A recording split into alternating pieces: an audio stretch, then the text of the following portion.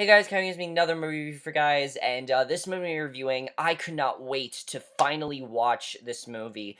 I have been waiting for this movie all year long, and it's been one of my most anticipated movies all year, honestly, ever since the trailer came out, and before that, just hearing the cast and who was involved, I was so interested in seeing how this movie would be, and then when the trailer came out, I was so excited for it, and hearing all the reviews, definitely was looking forward to this movie, and that movie is The Revenant. I could not wait for The Revenant to come out. Luckily, yes, I did watch this movie on Solar Movie. Okay, kill me, honestly. I'm sorry, I didn't want to wait till like January 15th. I want to be able to put out my top 10 list, and I thought this would be a contender on there, so I want to be able to have that there. Not run into an American Sniper situation or a Birdman situation. I didn't want to do that. So, The Revenant, I could not wait for this movie. I heard it was brutal, I heard it was crazy, and I really didn't know how crazy this movie was going to be. I mean, all the hype surrounding it. I've heard, excuse me, so much praise about this movie. And overall, how is The Revenant?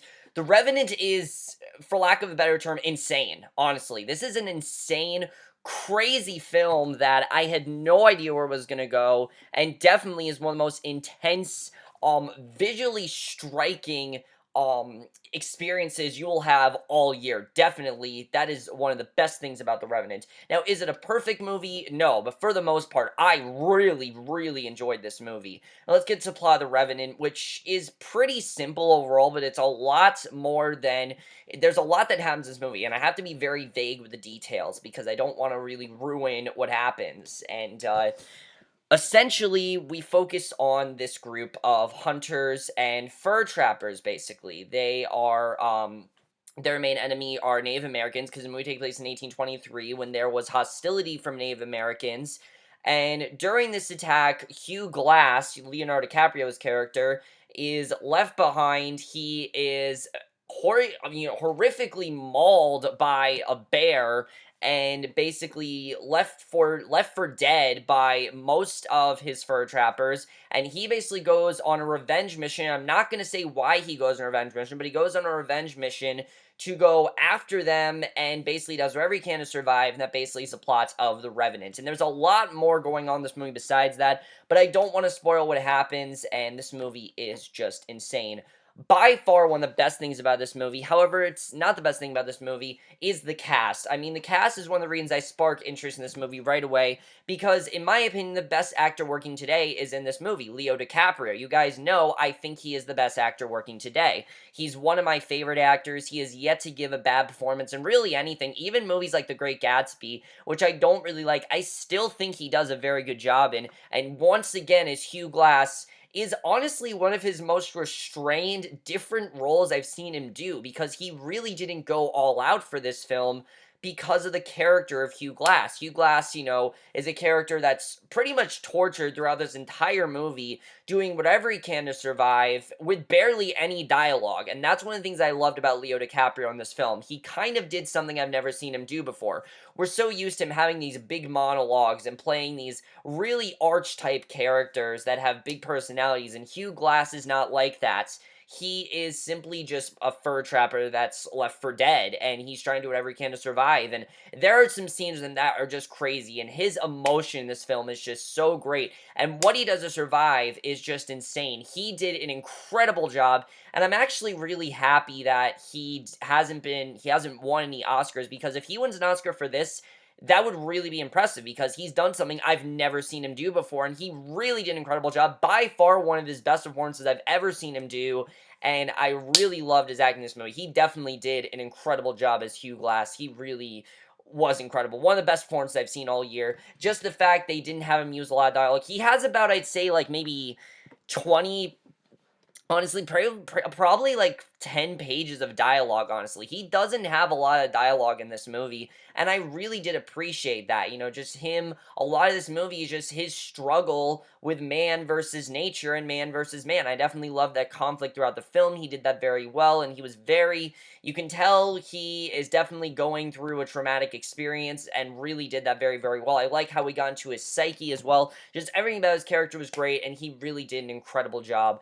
Tom Hardy was also, I was really looking forward forward to. He has been killing it this year, honestly, with Mad Max Fury Road, and then Legend was good. You know, he was very good in that movie. But here, once again, John Fitzgerald is a character I really haven't seen before. John Fitzgerald is a character that has a deep, deep ego. I mean, he is basically corrupted, and he, right away, you can tell there's a huge conflict between him and Hugh Glass, and the best thing I can say about Tom Hardy, I can't tell you much about his character, but best I can say is that if you thought Bane was menacing, John Fitzgerald is so much more menacing. I loved his character. I thought he was really menacing. Definitely did a very good job in that front, and honestly, I was pretty terrified of his character. He did an incredible job. Damo Gleason was really great in this movie. I really did like his character. Forrest Goodluck, Hugh Glass's son, Hawk, was very good, and Will Poulter was also very good. So overall, everyone was really great in this movie. Everyone really did a great job. However, the acting is not really the thing that makes this movie. The thing that this movie needs to win for, if anything, well, there are a few things, but definitely the thing that really makes this movie, the thing that makes it so different, is the directing by Alejandro G. Inarritu, which, again, is another thing that sold me for this movie. As we know, last year he directed Birdman. Birdman, you know, one of my favorite films of last year, and maybe of all time, just a fantastic film, and the thing I love about this movie is that it is completely different from Birdman. While Birdman was more of an entertaining film that had a lot of deeper meanings, and had a very relatable story, this movie is just like that, just in a very different kind of movie, and he really did a great job with his directing here. The youth, just everything he did, his tone in the film, the way he executes things. Something I loved about Alejandro G. Inarritu is that he didn't really go big with this film. A lot of the movie is told through visuals and facial expressions, and I really think he did an incredible job with that in this movie. I like the path that was put into this movie. You can tell he had a lot. He really wanted to do something different, and I really think he did that very well, especially with Birdman, a film that's dialogue driven, and this movie that's honestly really not. Part of it is kind of a silent film, and I definitely really did appreciate that, and I think his directing was very well handled, and if anything, he definitely needs to at least get nominated. I don't know if win, but definitely get nominated at the Oscar, because he really did an incredible job. The screenplay here is really good for the most part, but like I said, there really isn't too much of one because there isn't a whole lot of dialogue. However, when there is dialogue, it is very, very good. Sometimes it does drag the movie down a bit just because I loved everything we got that wasn't dialogue. That's really my one thing with this film, is because of the, use of, not the use of very minimal dialogue. When dialogue did come in, it felt a little uneven. It felt like, okay, we have dialogue here, but no dialogue here. But the scenes where we have no dialogue are very well handled, and it's a very interesting story as well. Really went some unexpected directions that I didn't expect the movie to go in, and I definitely really did appreciate that. The story itself was very intense. Hugh Glass was a real person, as was everyone in this movie, and they really did that very well. But this movie doesn't feel like a biopic. It feels more like a narrative, and they did that very, very well. I really appreciate that. The screenplay was very well done, but it's probably the weakest thing about this movie. If I'd have one complaint with this movie, honestly, it would be that, one, the movie is definitely overlong, and some scenes that do have talking really did drag the movie down for me. Mainly just because of how visual and emotional and, this movie was. How it didn't really need a lot of dialogue. Sometimes when the dialogue came in, it really did drag the movie down a bit, and there were times where I was a bit bored by the dialogue. It wasn't bad, not really bored, but just a bit slow. I'm like, can we kind of pick this up a bit? And I really want a bit more from that, and that really is my only thing. Also, there are times when the characters are speaking English and then sometimes they're not, and I really didn't understand why. I mean, the characters are American. I don't know why they're speaking another language. It really never made a lot of sense to me as to why they did that. Other than, I guess, maybe they just learned it from the Indians. I really couldn't tell why they were speaking another language. And maybe it seems like a stupid complaint, but honestly, it really was distracting at points. When they were speaking another language, I'm like, why are you speaking another language if you can speak English very, very well? I mean, we've heard you speak English, you're fine with that. Why do you need to speak another language? I just didn't really understand it because they're supposed to be American. I just didn't really get that. And maybe I'm just dumbfounded for that, and honestly, you guys want to say I'm stupid, go ahead. That's fine. It could be a really stupid thing on my part that I'm just not getting at correctly. But me personally, I really found that to be very unnecessary and kind of pretentious, honestly. That's one of the only things I will say that is kind of pretentious in this film. If anything else, there are times when Hugh Glass will have visions in his head of his family that he's not sure if he'll ever see again because he's separated from them. And sometimes they work very, very well. Other times it's a bit distracting because I couldn't tell what was real and what wasn't. A lot of times it kind of felt a bit too real, and it definitely was a bit distracting at times. So that's really, other than that, I really had no complaints with this film. If anything, this movie has some of the best cinematography I have ever seen. I mean, so many times. Like I said, this movie really is a visual story. And that's one of the reasons this movie works so well, is because the visuals are extremely impressive. If you guys know, they shot on real location. All the lighting in this movie is done in real lighting. Very well done and very well realized, definitely. I really appreciate the cinematography in this movie. I mean, there are so many shots where I can't believe how they did it. Let's examine the bear attack, for example. A lot of people have been talking about this scene. A lot of people have been saying, oh, he gets raped by a bear. He does not get raped by a bear. I want to say that right now. He does not definitely get raped by a bear. What they do with this, though, this bear attack, I have no idea how they were able to do this. I don't understand. I mean, how do you train a bear to do that sort of thing? I don't get it, and I'm pretty sure they used a real bear. I don't think that bear was CGI. I'm not sure. I don't understand how they did it. I really don't understand it. I know many people have said that, but there are so many times where I'm just like, how are they doing this? I mean, we're getting these beautiful locations. This is a movie you can definitely watch with the sound off, and you'd be fine with that. In fact, there are times where there are captions on screen, so you don't even need to really hear music or listen to dialogue very intently, because there isn't a lot of it. So it is a movie that, honestly, you could watch with the sound off and just turn the captions on. It is one of those kind of movies, and I think they did that very, very well. And the cinematography is just, it's gorgeous, it is incredible, and it really just hooks you in. I really thought the set locations looked just great. It was incredible cinematography, and this movie definitely, if anything, must win best cinematography because it is some of the best I have ever seen, and I just don't understand how they accomplished as much as they did. I mean, really, some of these shots just looked incredible, and when he's being attacked by a bear, I honestly thought he was being attacked by a bear. I mean, I know Leo DiCaprio wasn't actually being attacked by a bear, but I don't understand how you stage that. How do you do that without him having a single scratch on him? I don't understand it. It doesn't really make a lot of sense. But that's what's so great about it. It doesn't need to make sense for me to love it. What makes sense, what I love about it is just how all out they went. I mean, in terms of visuals, that is the thing that makes this movie, is the visuals, and it really works so well because 90% of this movie is a visual pathos filled story, and they did that perfectly, and I absolutely love that. Just amazing.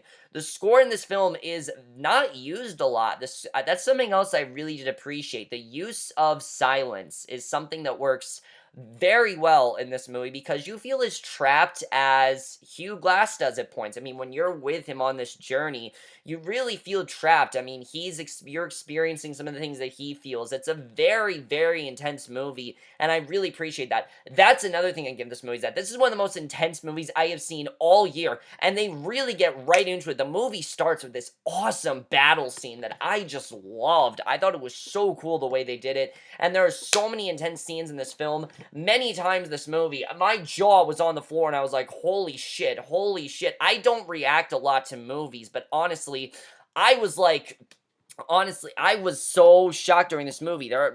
Most of this movie, this was me. Oh my god, oh my god, holy shit, oh my god. That was me this entire movie. I'm not gonna lie to you guys. A lot of what happened in this movie was very, very effective and very hard to watch, honestly. I mean, just seeing Leo get the shit kicked out of him is incredible to watch. Honestly, it's incredible. The fact that this happened, you don't know what's gonna happen to this character. You think this character could die at any second, and I love that. They really put the fate of him very ambiguous because I don't want to know what happened to Hugh Glass. I really don't. They really did that very well, and I absolutely love that. And I thought they did that really well. The movie is definitely overlong, though. The second half, it definitely did start to drag. I will definitely say that. There were some points in this film where I was a bit uninterested, and there were some points where I didn't fully know what was going on. It is a movie where I would say you might want to watch back after it to just get some more of the details and understand, just have a bit more understanding as to what's going on, because there were definitely some things that I feel I might have missed or might have just glossed over and not really understood what's going on, just because it's one of those kind of movies. And the length I definitely felt. I definitely felt like, okay, this is getting a bit too long. At first, I didn't. At first, this movie really was flying by, but then something happened in the second half that really started to, and let me just say, the stuff with Hugh Glass is not the stuff that was bringing this movie down for me. The stuff that was going on with the rest of the fur trappers searching for Hugh Glass after, something that happens with the fur trappers, there was a side plot with them. A lot of those scenes really started to drag a bit, and they were a bit uninteresting. I will definitely say that. But there weren't too many of them, because a lot of the movie is us going on this journey with Hugh Glass, and they really did all that very well, and I really did appreciate that. I also love the climax of this movie. Holy shit, the climax. I mean, so intense. I had no idea what was going to happen. I was honestly riveted towards the end of this movie. I really did not know what was going to happen, and I absolutely love that. I also love that this movie really just took so many chances. I mean, there are so many things that people will probably say, "Oh, that looks horrible," or "I don't want to watch that. That's disgusting." But honestly, they just portray it in such a realistic way, and I love that. That's the one thing I will definitely say about this movie is the realism of it all. You definitely get the sense that this is something that actually happened, and the fact that this happened, that's one of the things that shook me to my core, is the fact that this actually happened to a man. There was a man named Hugh Glass that this actually happened to, and it is terrifying to think about. And they really, I think, really handled all that very, very well, and I really appreciated hearing this story. Very disturbing, and they really got that tone done very, very well, and I really love that. Because, a movie can be scary, but when it's disturbing, that takes it to new levels, and I really did love that. Also, I would honestly recommend you guys watch this movie with the lights off. If you see it on your computer or on TV, watch it with the lights off, because it makes it a lot more enthralling, and you're honestly quite more into, and I definitely really did appreciate that about this movie. So overall, guys, The Revenant is one of the most suspenseful, crazy journeys I have seen all year. I really do appreciate the different style that Alejandro G. and Uratu tried to go with this movie, just to show that he's not a certain kind of director. He doesn't just make dialogue-driven films. He doesn't make those kind of films. He can make a completely different film, and I really do appreciate that. In fact, I heard his next movie is going to be a comedy. So again, very, very different. I like that he's trying to be a much more versatile director, just to show that he doesn't really have a specific style. He does what works for the movie, and that's what worked for The Revenant. And overall, guys, I would definitely recommend The Revenant. It is not a movie for everyone, I will definitely say that. If you don't like movies where there's not a lot of talking and there's not a lot going on, you might not like this movie as much, definitely, because there are a lot of scenes where there's not a lot going on. It did drag the movie down a bit, but I still really did love The Revenant, and I'm definitely going to give The Revenant a 4.5 out of 5 or an A. I absolutely love this movie. I really do admire all the chances it took, and I really do admire everything that Alejandro G. and Uratu did to make this movie work, because really, I'm surprised it actually turned out as well as it did. I mean, it could have easily, it's a movie that I think could have gone through a lot of problems and really could have been very half-assed, but when you have a director that really just cares about his work and cares about what he's doing, it really could turn out as great as this, and I honestly would love to see more movies done in this way, because it really was incredible to watch. Also, I forgot to say, this movie definitely does give you a Castaway vibe. Like, at times, I really did feel like I was watching Castaway.